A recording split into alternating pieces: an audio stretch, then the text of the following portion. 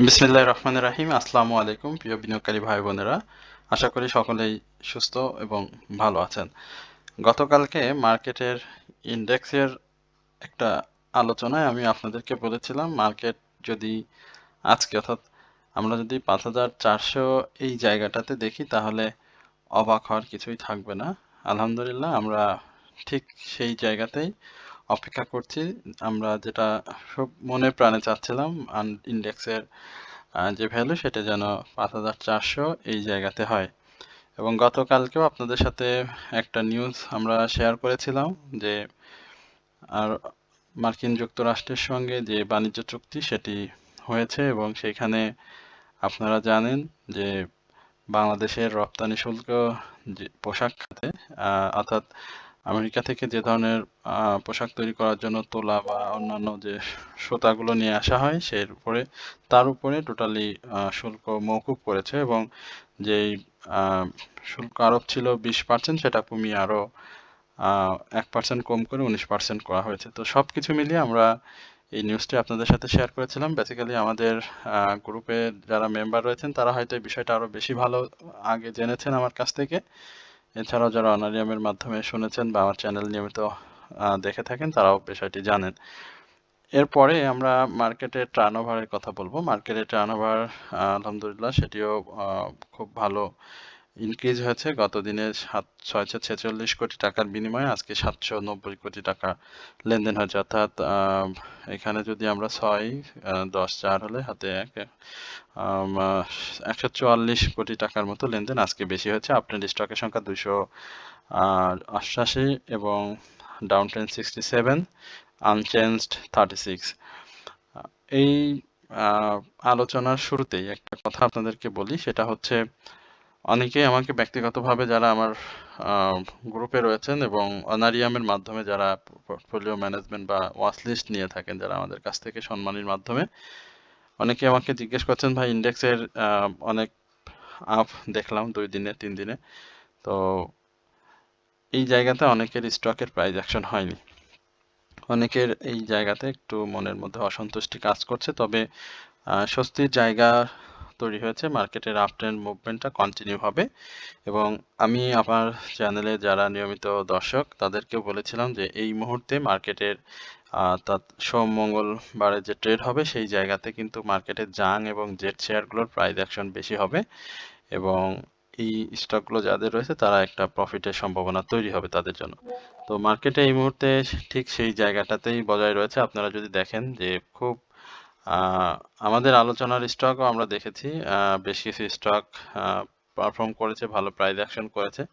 সেই জায়গাতে টপ 10-এ শুধুমাত্র বিপিএমএল সেটাও আমরা খুব বেশি আলোচনা করিনি। আমরা যদি আপনাদের বলি সেটা হচ্ছে খুবই কম এবং গতকালকেও আপনাদেরকে বলেছিলাম যে টেক্সটাইল সেক্টরে আগুন লাগবে। আগুন লাগা শব্দটা হয়তো আমি চ্যানেলে আপনাদেরকে বলেছিলাম কিনা সঠিক জানা নাই, তবে আমাদের যারা মানে নিয়মিত দর্শক বা আমাদের যারা নিয়মিত শুনে থাকেন তারা অবশ্যই জানেন এবং একই কথা আপনাদেরকে বলেছিলাম যে এই গোপন খবর কেউ জানতো না, যার কারণে মার্কেটটা আজকে দৌড় দিল। হ্যাঁ, আমরা গতকালকেই শিরোনামেও আপনাদের সাথে আলোচনা শেয়ার করেছিলাম। তো স্বাভাবিকভাবে টেক্সটাইল ইঞ্জিনিয়ারিং ব্যাংক আজকে ইন্স্যুরেন্সটা একটু কারেকশনে ছিল। তো সবকিছু মিলিয়ে স্টকের মুভমেন্ট আমরা এই নির্বাচন পরবর্তী সময়ে আরো ভালো দেখবো এবং 100% বেশ কিছু সেক্টর রয়েছে যারা পারফর্ম করছে। বিশেষ করে আপনার জুটের কথা যদি বলি, যেগুলো বেশ কারেকশনে ছিল সেই জায়গাতে জুট কিন্তু ভালো করছে। ট্রাভেল অ্যান্ড লিজার সেক্টরের সঙ্গে আইটি সেক্টরটাও উঠে এসেছে। আইটি সেক্টর বেশ কিছু স্টকও পারফর্ম করেছে। তো আশা করি আপনারা আপনার হাতে থাকা যে স্টকগুলো রয়েছে সেই স্টকগুলো ধরে রাখবেন এবং আপনাদের আমি বলবো যে এই মুহূর্তে স্টক সুইচ না করতে। যাদের স্টকের অ্যানালাইসিস বুঝতে সমস্যা হয় তারা অবশ্যই বিভিন্ন ইউটিউব চ্যানেল রয়েছে, সেখানে আপনারা সার্চ করলে কিন্তু অ্যানালাইসিসেও জানতে পারবেন এবং যাদের আপনারা মেন্টর হিসেবে গ্রহণ করেছেন তাদের কাছ থেকেও জানতে পারবেন। আমি আপনাদেরকে আমাদের বিজ্ঞাপনের কথাটা একটু জানিয়ে আমাদের চার্ট বিশ্লেষণে চলে যাব। আমরা মার্কেট 4 দিনের একটা লম্বা ছুটিতে পড়ে গেল এবং আমরা নতুন গভর্নমেন্ট নিয়ে ইনশাল্লাহ রবিবার আবার মার্কেটে আপনাদের সাথে আলোচনা নিয়ে হাজির হব।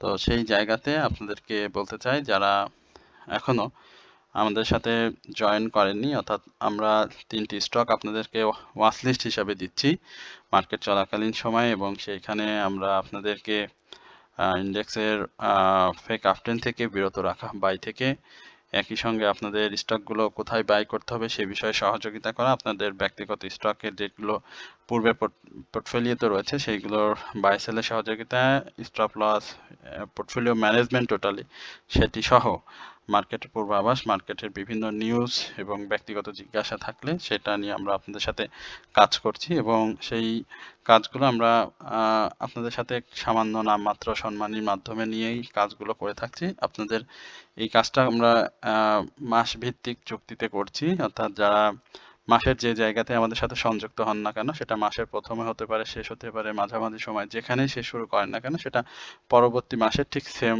তারিখে আপনার সেই মাসটা শেষ হয়ে যায়। তো আপনারা যারা এখনো আমাদের সাথে সংযুক্ত হননি বা মাসের মাঝামাঝি সময় রয়েছে বলে অনেক সময় দ্বিধাদ্বন্দ্বে অনেকে থাকেন, তো যার কারণে বিষয়টি পরিষ্কার করা। তো আপনারা যারা এখনো আমাদের সাথে যুক্ত হননি, আশা করি আমাদের সাথে যুক্ত হবেন, এবং কমেন্ট সেকশনে আমাদের একটা নাম্বার দেওয়া থাকবে, আমি সেটি আপনাদের মুখে একবার বলে দিচ্ছি, 01768583897। এই নাম্বারটি আমাদের রয়েছে। আপনারা এখানে ইচ্ছা করলে আরও বিস্তারিত যদি প্রয়োজন মনে করেন জানার, তাহলে আমাদের নক করলে আমরা আপনাদেরকে বাকিটুকু জানিয়ে দেব। ইন্ডেক্স নিয়ে সেমন কোনো আলোচনার কিছু নেই। ইন্ডেক্সের আগামী দিনে একটা বড় মুভমেন্ট আমরা হয়তো পাবো, এবং সেই জায়গাতে 5500 5500 এই লেভেলগুলো আপনি যদি দেখেন তাহলে কিন্তু অবাক হওয়ার কিছুই থাকবে না, এবং এই 5500 থেকে 5614 এই লেভেল পর্যন্ত মার্কেটের একটা আপট্রেন্ড থাকবে, এবং নিউ গভর্নমেন্ট আমাদেরকে অবশ্যই নিউ গভর্নমেন্ট আসার সঙ্গে সঙ্গে মার্কেটের একটা ভালো মুভমেন্ট আমরা লক্ষ্য করব। তো যাদের কাছে যে স্টকগুলো রয়েছে সেই স্টকগুলোতে হোল্ড করবেন। মার্কেটের এই জায়গাতে RSI 79 ঊর্ধ্বমুখী প্রবণতায় রয়েছে এবং শক্তিশালী মুভমেন্টে রয়েছে। আশা করি সামনের দিনগুলোতে মার্কেট আরও ভালো করবে, এবং রিসেন্ট যেটি আমরা বলছিলাম আপনাদের যে 5674 যে হাইটি রয়েছে সেটিও মার্কেট ভেঙে ফেলবে। আজকে আমাদের মার্কেট চলাকালীন সময়ে যেটি হয়েছে যে অনেকগুলো স্টক আমরা দেখেছি যে আপনারা আমাদের কাছে জানতে চাচ্ছেন। তো স্বাভাবিকভাবেই আজকে মার্কেটের বেশ কিছু বন্ধ থাকবে, আপনারা জানেন। আশা করি যে আমাদের যে সময়টুকু রয়েছে এই সময়ের মাঝে আমরা আপনাদের সাথে আপনাদের স্টক নিয়ে বাকি যে স্টক সম্পর্কে আপনারা জানতে চাচ্ছেন সেই জায়গাগুলো আমরা আপনাদেরকে অবশ্যই জানাবো। সুতরাং আপনারা কমেন্টস করবেন, সমস্যা নেই। আমি হয়তো সেইভাবে আপনাদেরকে রিপ্লাই দিতে পারিনি। আমরা তার মধ্য থেকে বাছাই করে বেশ কিছু স্টক আপনাদেরকে করেছিলাম, সেখান থেকে কিছু আলোচনা আপনাদের সাথে শেয়ার করছি। আশা করি অবশ্যই আপনারা আমাদের চ্যানেলটি সাবস্ক্রাইব করবেন, এবং আপনাদের স্টক সম্পর্কে জিজ্ঞাসা থাকলে সেটি অবশ্যই কমেন্ট সেকশনে। এফএক্স স্পিনিং নতুন করে হাই করবে, আমি খুব সংক্ষেপে বলে দিই, এবং আপনারা যারা মার্ক করছেন এফএক্স স্পিনিং অনেক ভালো করবে এবং নতুন করে হাই করবে। সেই জায়গাতে আমি এফএক্স স্পিনিং নিয়ে একাধিকবার আপনাদের সাথে আলোচনা শেয়ার করেছি, এখনো করলাম, এবং এটি খুব ভালো একটা অবস্থানে রয়েছে, শক্ত অবস্থান রয়েছে সামনের দিনগুলোর মধ্যে, এবং 13 থেকে 10ই ফেব্রুয়ারি 13 জানুয়ারিতে মানে 20 ওয়ার্কিং ডেজের প্রায় 56 টাকার মতো কিন্তু একটা গ্যাপ তৈরি করেছে, এবং সেই জায়গাতে আমি মনে করি যে আপনাদের একটা ভালো সুযোগ রয়েছে। অবশ্যই স্টকটি যদি কারো থেকে থাকে তাহলে অবশ্যই আরও ভালো প্রফিটের সুযোগ আপনার সামনে অপেক্ষা করছে, এবং যারা এখনো এন্ট্রি নেননি তাদেরও সুযোগ রয়েছে স্টকটি থেকে খুব দ্রুত প্রফিট নেওয়ার জন্য। তো আশা করি আপনারা এই জায়গাগুলো মার্ক করবেন। আমরা যমুনা ব্যাংক নিয়ে একটু কথা বলি। যমুনা ব্যাংক দেখেন আমরা যে আলোচনাগুলো করি সেই আলোচনা জায়গাগুলো থেকে যদি যমুনা ব্যাংক দেখতে থাকেন তাহলে অবশ্যই আপনার ভালো করার কথা, পোর্টফোলিওতে আপনার প্রফিট থাকার কথা, সেই জায়গাতে যমুনা ব্যাংকের টুডে হাই ছিল 24 টাকা 60 পয়সা, খুব ভালো একটা ক্লোজ করেছে এবং আরএসআই বেশ ভালো আপ ট্রেন্ডে রয়েছে এবং হিস্টোগ্রামের বার, এমএসিডি মুভিং অ্যাভারেজে সব কিছু বাই সিগন্যালে রয়েছে। আশা করি যারা স্টকটি ছিলেন পূর্বের বাই 23 টাকার এই লেভেলে যাদের ছিল, তারা অবশ্যই স্টকটি থেকে প্রফিট নেবেন এবং সেই সময়টা আপনাদের খুব সন্নিকটে। আগামী দিনেই হয়তো আমরা যারা প্রফিটে থাকবে এই জায়গা থেকে প্রফিট নিয়ে নেবেন। আজকেও কিছু প্রফিট টেকিং হয়েছে। আমরা পূবালী ব্যাংক নিয়ে একটু কথা বলবো। পূবালী ব্যাংক নিয়ে অনেক বিনিয়োগকারীর মধ্যে হতাশা কাজ করছিল। আচ্ছা, আমরা একটা শেয়ার দুঃখিত, আমি একটু একটা নিউজ আপনাদের সঙ্গে শেয়ার করি। আমরা যে একীভূত যে ইসলামী ব্যাংকের যারা ছিলেন শেয়ার হোল্ডাররা, আজকে একটা নিউজ এসেছে যে আপনাদেরকে আসলে যে ক্ষতিপূরণ সেটা দেয়া হবে। তো এই ব্যাপারে অনেক লিঙ্ক আছে আমাদের কাছে, যদি কারো প্রয়োজন হয় তাহলে আপনারা অবশ্যই আমাদের কাছ থেকে নেবেন। পূবালী ব্যাংক একটা বাই চান্স ছিল, 3 ইনসাইডার ডাউন ট্রেন্ড ক্রিয়েট করেছে। আমি আবারও বলবো তার রিসেন্ট হাইটাকে এবার সে ব্রেক করবে, অর্থাৎ 42 টাকা 90 পয়সা এটাকে সে ব্রেক করবে। যারা থাকতে চান পূবালী ব্যাংকে থাকতে পারেন। আলহামদুলিল্লাহ পূবালী ব্যাংক আবারও পজিশন নিয়েছে এবং আজকে ক্যান্ডেলটা স্বাভাবিকভাবে খারাপ হয়েছে, কারণ মুভমেন্ট হয়নি, বাট ভলিউমটা ছিল। তো এই জায়গাতে আপনারা পূবালী ব্যাংকে ধাপে ধাপে পজিশন নিতে পারেন। ব্যাংকিং সেক্টরের মুভমেন্ট, নিউ গভর্নমেন্ট সহ ব্যাংকিং সেক্টর একটা মুভমেন্ট আমরা প্রত্যাশা করছি খুব রিসেন্ট টাইমেই। এর আগেও আমরা পূর্বে আলোচনা নভেম্বরে আপনাদেরকে বলেছিলাম ডিসেম্বর, জানুয়ারি, ফেব্রুয়ারিতে ব্যাংকের একটা মুভমেন্ট থাকবে। সেই মুভমেন্ট কিন্তু ঘুরে ফিরে এসেছে। ইন্স্যুরেন্সটা যেরকম এসেছে সেম একইভাবে ব্যাংকটা এসেছে, তবে ব্যাংকিং সেক্টরের মুভমেন্টটা সেভাবে হয়তো স্থায়ী হয়নি, বাট পর্যাপ্ত স্টক ছিল যেগুলো যারা পূর্বে বাই করেছে। আমরা যে রিসেন্ট কয়েকটি ব্যাংকের কথা বলি, সিটি ব্যাংক, যমুনা ব্যাংক, এই পূবালী ব্যাংকের কথা বলি, রাজবাংলা ব্যাংকের কথা বলি, ব্র্যাক ব্যাংকের কথা বলি, ইসলামী ব্যাংকের, বেশ কিছু ব্যাংক রয়েছে। তো সেই জায়গাগুলোতে কিন্তু প্রফিটের সুযোগ করে দিয়েছে। সুতরাং এই জায়গাগুলোতে যদি আপনারা এন্ট্রি নিতে পারেন, আমি আপনাদেরকে এতটুকু বলতে পারি যে সামনে সেই সময়টি আসে, এই লেভেল থেকে এন্ট্রি ধাপে ধাপে নিতে পারলে আপনারা খুব দ্রুত প্রফিট পাবেন। এরপরে আমরা সিবিওটা নিয়ে একটু কথা বলি। সিবিওর আমি ভালো সম্ভাবনা দেখছি। 173, 171 এই লেভেলটাতে সিবিও টাচ করবে। যারা সিবিওতে আছেন আমাদের আলোচনা শুনে অনেকেই বাই করেছেন, আমাকে অনেকেই বলেছিলেন। তো আমি মূলত আমার আলোচনা শুনে বাই করতে আপনাদেরকে কঠোরভাবে নিষেধ করি এবং এখনো করছি। তো আপনারা অবশ্যই আমাদের আলোচনা শুনে বাই করবেন না। আপনাদের ব্যক্তিগত প্রয়োজন এবং ব্যক্তিগত জানাশোনা বা আপনাদের ব্যক্তিগত যে দক্ষতা রয়েছে সেইটার উপরে ডিপেন্ড করে আপনারা আলোচনা শোনা থেকে, আপনাদের আলোচনার উপর ডিপেন্ড করে আপনাদের ভালো লাগা থেকে বাই করলে সেটা ভালো হয়।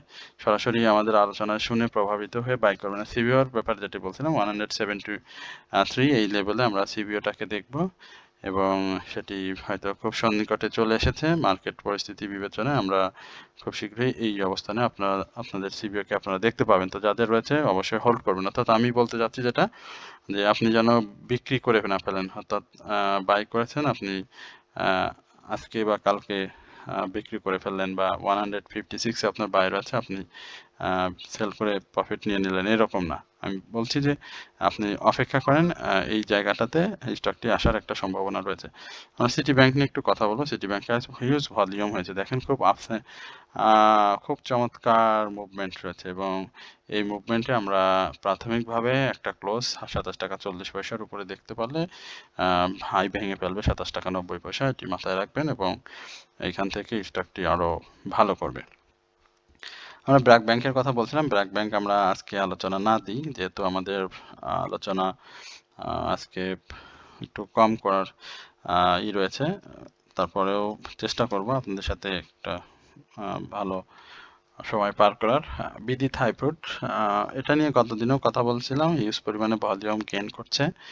আমি বলবো যে এটার মধ্যে হয়তো কিছু একটা আছে এবং কিছু একটা হওয়ার একটা চিন্তা ভাবনা চলছে, না হলে এইভাবে আসলে হওয়ার কথা না, কারণ সেই ভলিউমটা দেখেন ধরে রেখেছে, অর্থাৎ এই যে 12 টাকা এইখানে ডাউনে 12 টাকা 70 পয়সা, এবং এইখানে 15 টাকা 90 পয়সা, 12 টাকা ভালো একটা ইনক্রিজ করেছিল। এবং এই জায়গাতে তো সেই অপ্রতিরোধ্য ছিল, বেশ কয়েকটি হল্টেড ছিল, 3-4টা হল্টেড দিয়েছে। তো এবারও সেরকম ভাবে হয়তো চেষ্টা করছে, বাট আমার আলোচনা শুনে না, আমার কাছে মনে হয়েছে যে স্টকটি সামনে আরো ভালো করবে। এরপরে আমরা এশিয়াটিক ল্যাব নিয়ে একটু কথা বলবো। এশিয়াটিক ল্যাবে আমরা বারবারই বলেছিলাম যারা প্রফিটে আছেন প্রফিটটা নিয়ে নেবেন, সেইভাবে নিয়েছেন। আরএসআই ইউজ পরিমাণে বেড়েছিল, সেই জায়গাতে প্রফিট টেকিং হয়েছে, সেটাই সর্বোচ্চ ভালো কাজ করেছেন। আজকে 73 এই লেভেলে ছিল, এবং একটা সময় মানে অনেকেই আমরা ধরে নিয়েছিলাম আজকে হল্টেড হবে। তো যে ভলিউম করেছে সেখানে আপনার বায়ার এবং সেলার প্রায় সেম সেম। আমি বলবো যে অবশ্যই প্রফিটটা নিয়ে নিন। প্রফিটের বাইরে এই মুহূর্তে চিন্তা না করাটাই আপনার জন্য ভালো হবে, কারণ যেভাবে সে মুভমেন্ট করে আপনাদেরকে করেছে, এই জায়গাগুলোতে যদি একটু দেখেন, 5 ফেব্রুয়ারি সেম একইভাবে সে কিন্তু দুর্বল ক্যান্ডেল করেও একটু কারেকশন দিয়ে আবার কিন্তু মুভমেন্ট করেছে। তো এই জায়গাতে একটা কারেকশন আমি প্রত্যাশা করছি যে আগামী দিনে বেশ ডাউনে এসে ক্লোজ করছে, প্রায় 6 টাকা 5 টাকার মতো ডাউনে এসে কিন্তু ক্লোজ করছে। সুতরাং এই জায়গাতে আমি বলবো যে অবশ্যই প্রফিটটা নেবেন আগামী দিনে। এরপরে আমরা আমাদের একটা স্টক ছিল আমাদের, হ্যাঁ, নিয়মিতভাবেই আলোচনা করছিলাম, সেটা হচ্ছে জ্যানেক্সিল। আচ্ছা, জ্যানেক্সিলের কি অবস্থা একটু দেখি। জ্যানেক্সিলটাও যেটা করলো যে আরেকটু উপরে ক্লোজ করতে পারলে খুব ভালো হতো। যেটা সব থেকে ভালো হতো 27 টাকা 30 পয়সার এই জায়গাতে, 27 টাকা 50 পয়সা ছিল, 27 টাকা 30 পয়সা এই লেভেলে ক্লোজ করতে পারলে ভালো হতো। এখানটাতে খুব হিজিবিজি সিগন্যালের মধ্যে দিয়ে যাচ্ছে, মানে এত হিজিবিজি দেখেন। এখানে যাওয়ার পরে দুইটা সিগন্যাল ছিল আপনার সেল, পরে আবার এখানে দুইটা সেল, একটা গ্রিন। তার মানে আমরা একটা হিজিবিজি সার্কেল হয়তো দেখবো, বাট 28 টাকার উপরে স্টকটি ক্লোজ করতে পারলে কিন্তু ভালো করবে, এবং সামনে সেই সময়টা ওয়েট করছে। আজকে 100% মুভমেন্ট ছিল ব্যাংক এই আইটি সেক্টরের। তো সেই জায়গাতে আমরা অবশ্যই বলবো যে অবশ্যই আপনারা স্টকটি বিবেচনায় এনে বাই সেল করতে পারেন। আশা করি স্টকটি আরো ভালো হবে। আমরা আরো 2-4টা স্টক নিয়ে আলোচনা করব। আশা করি আপনারা সকলেই ধৈর্য সহকারে আমাদের আলোচনাটি শুনবেন, এবং আপনাদের সবার প্রতি বিনীত অনুরোধ থাকবে অবশ্যই আমাদের চ্যানেলটি সাবস্ক্রাইব করবেন। আপনারা যত বেশি সাবস্ক্রাইব করবেন তত বেশি আমরা আপনাদের সামনে আলোচনা নিয়ে হাজির হতে আরো বেশি আগ্রহী হব, এবং আমি আপনাদের সবসময় চেষ্টা করি যে স্টকগুলো পারফর্ম করার, সেই স্টকগুলো নিয়ে কাজ করার। আমরা খুব বেশি স্টক নিয়ে আপনাদের সাথে বাজারে কথা বলি না। আমাদের নিয়মিত আমি বারবারই বলি যে 40-43টি স্টক নিয়ে আমরা সপ্তাহের শুরু থেকে শেষ পর্যন্ত আমরা সবসময় আলোচনা করি। সবসময় আমার অনেক পোর্টফোলিও আছে যেগুলো আসলে শুধু আমার আলোচনা শুনেই তারা সাজিয়েছেন। তো সেটাও ভালো, তবে আমি বলবো যে সেই বিষয়গুলো যেন বেশি গুরুত্ব না দেওয়া হয়। আপনার ভালো লাগা থেকে আপনারা বাই করবেন, তাহলে আপনাদের আমি মনে করি যে স্টকগুলো থেকে আপনারা প্রফিটের সুযোগ পাবেন।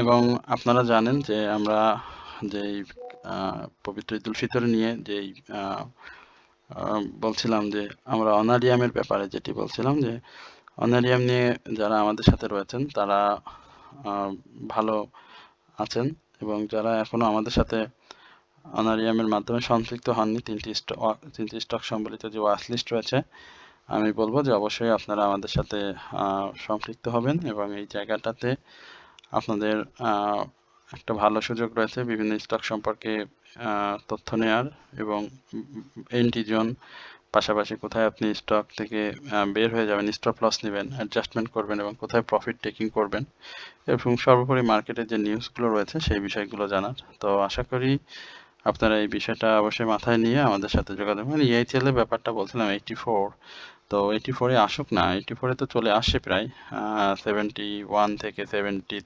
76 থেকে 80 থেকে 84।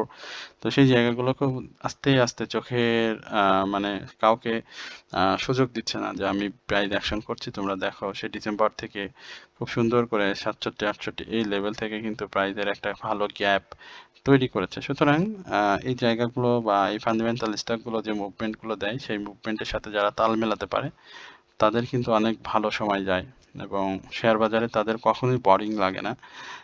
কারণ তারা স্টক সুইচ করে না, তারা সময় দিতে পারে, ধৈর্য দিতে পারে। আপনি যদি প্রতিদিন বাই করার চিন্তা করেন যে আমি আজকে বাই করব, ক্যাশ ফ্রি হয়েছে, এটা সেল করে এটা বাই করব, লস আছে, এই জিনিসগুলো যে যত বেশি করবে তার লসের পরিমাণ তত বাড়তে থাকবে এবং সে কখনোই একটা স্টক থেকে যদি লাভ করে বাকি স্টক থেকে সে প্রফিট নিতে পারবে না, সবসময় সে লসই করতে থাকবে।